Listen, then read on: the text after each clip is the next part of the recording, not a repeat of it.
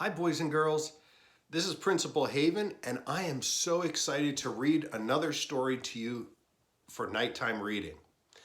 The story we have here is one of my favorites, and it is called Sylvester and the Magic Pebble by William Steig. Sylvester and the Magic Pebble by William Steig. Sylvester Duncan lived with his mother and father at Acorn Road in Oatsdale. One of his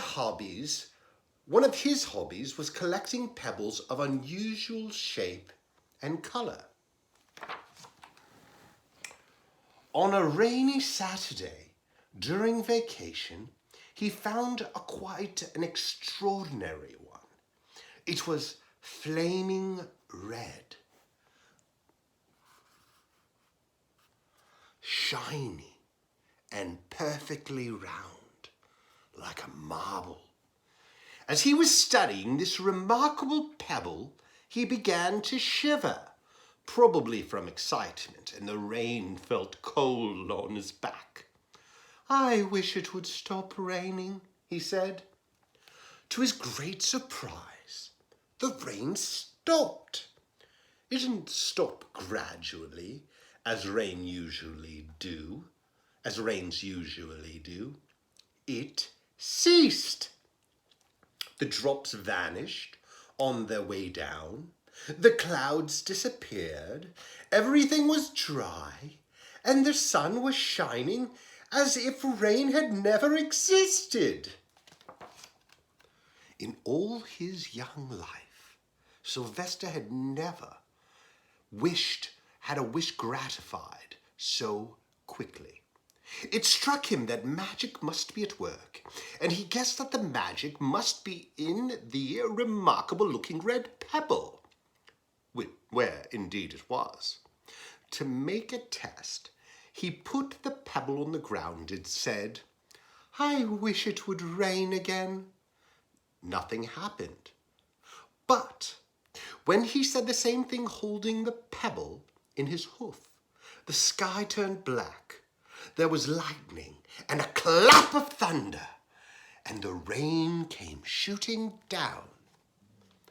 "What a lucky day this is," thought Sylvester. "From now on, I can have anything I want. My father and mother can have anything they want. My relatives, my friends, and anybody at all can have everything anybody wants."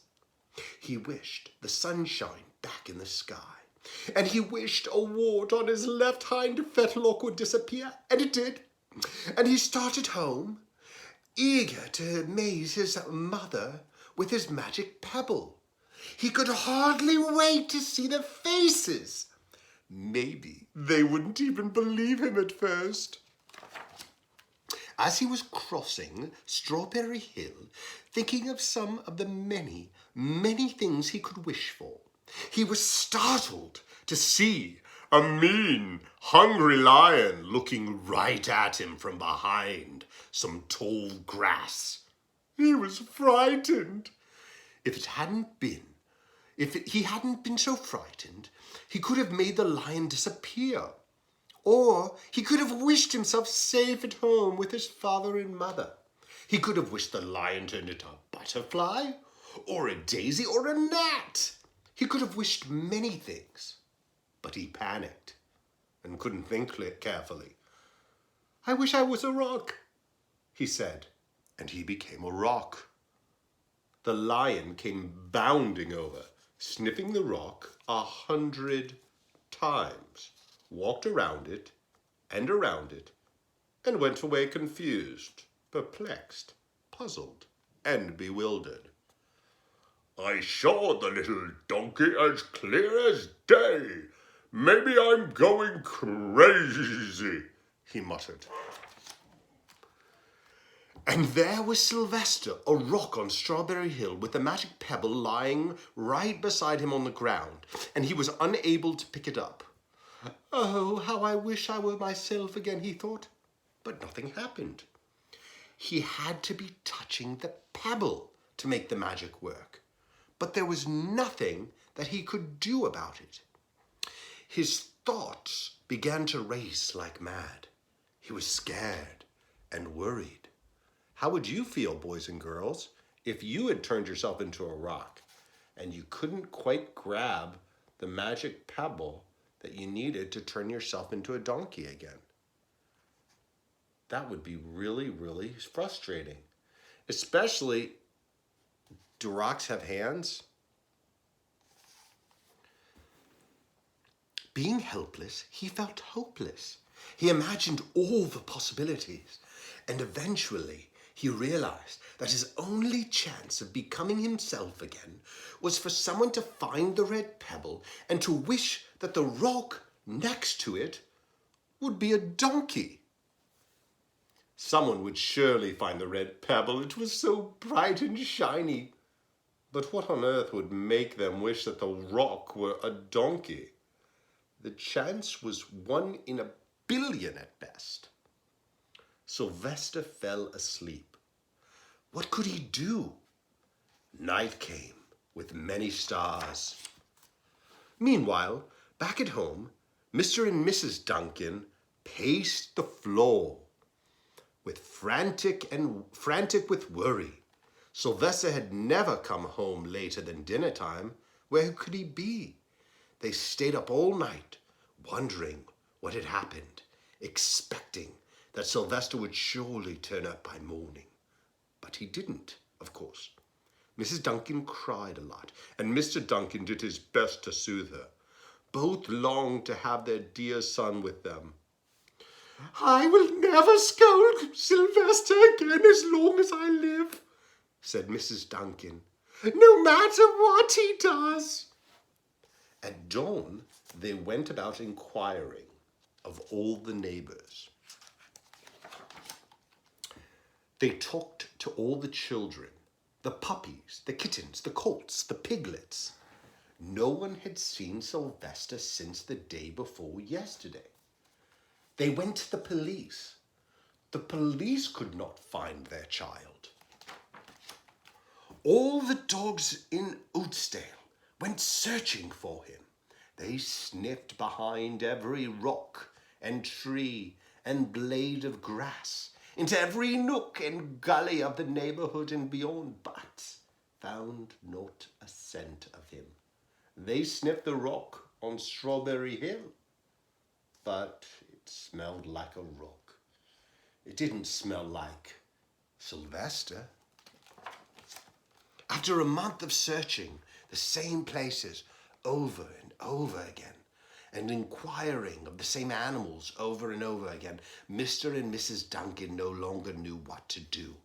They concluded that something dreadful must have happened, that they would probably never see their son again, though all the time he was less than a mile away.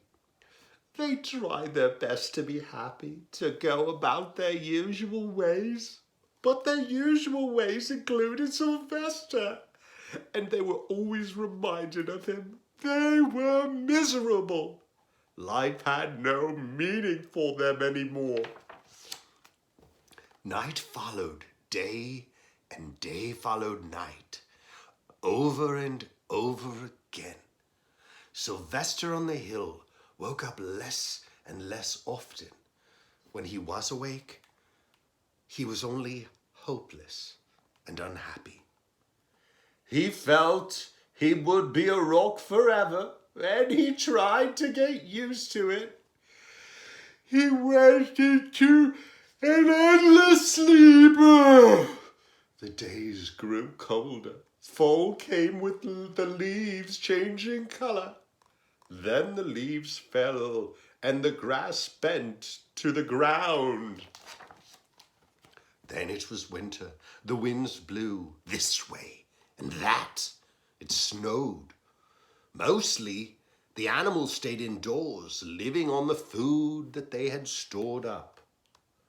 One day, a wolf sat on the rock that was Sylvester and howled because he was hungry.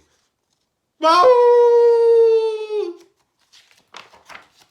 Then the snows melted, the earth warmed up to the spring sun, and things budded. Leaves were on the trees again. Flowers showed their young faces. One day, in May, Mr. Duncan insisted that his wife go with him on a picnic. "Let's cheer up," he said. "Let's us try to live again and be happy, even though Sylvester, our angel, is no longer with us." They went to Strawberry Hill. Mrs. Duncan sat down on the rock. The warmth of his own mother sitting on him woke Sylvester up from the deep sleep. How he wanted to shout, "Mother! Father! It's me, Sylvester! I'm right here!" But he couldn't talk. He had no voice. He was stone dumb. Mr. Duncan walked aimlessly about while Mrs. Duncan set out the picnic food on the rock. Alfalfa sandwiches, pickled oats, sassafras salad, timothy compote.